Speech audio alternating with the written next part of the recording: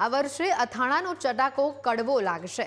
તારલા ગીરમાં આંબાનો મોર ખરી પડતા હાલ બગીચાઓ માલિકો મૂંઝાઈ ગયા છે।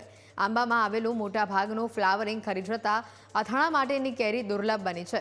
દર વર્ષે આ સમયે બજારો ખાખડીથી ઉભરાતા હોય છે અને આ ગૃહિણીઓ પણ અવનવા અથાણા બનાવવાનું શરૂ કરી દેતી હોય છે। પરંતુ આ વર્ષે મોટાભાગના મોર ફ્લાવરિંગ બળી ગયા છે અને જેટલી બચી શકી છે તે માત્ર 10 થી 20% છે। કેરીનું ઉત્પાદન ઓછું થતાં ભાવમાં પણ વધારો થશે।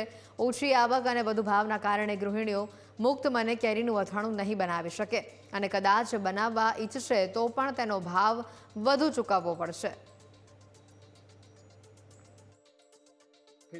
અમારે અત્યારે તમને કહું, ખાખડીની આવક હોય ઓનની સિઝનની અંદર 10% ખાખડી માંડ આવે છે ને આગળની જાતા અથાણાની કેરી માટે પણ મળશે નહીં કેરી, એવી પરિસ્થિતિ છે। અત્યારે ખેડૂત લોકો બગીચા કાપવા માંડ્યા અને 10 થી 20 વર્ષના હોય એ કાપવા માંડે છે ને અત્યારે કેરીની આવકની અંદર 10% ખાખડી આવે છે।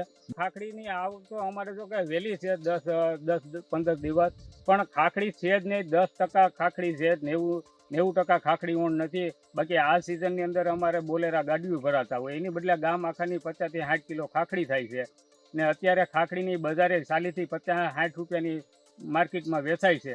જે અમારી યાર્ડમાં ખેડૂતોની અવર જવર રહે છે એ લોકોની સાથે વાતચીત થતાં એવું માલુમ થાય છે કે ફ્લાવરિંગ આ વખતે બહુ સારું આવેલું, પણ સમય જતાં અત્યારે 25 થી 40% જ ફ્લાવરિંગ રહ્યું છે।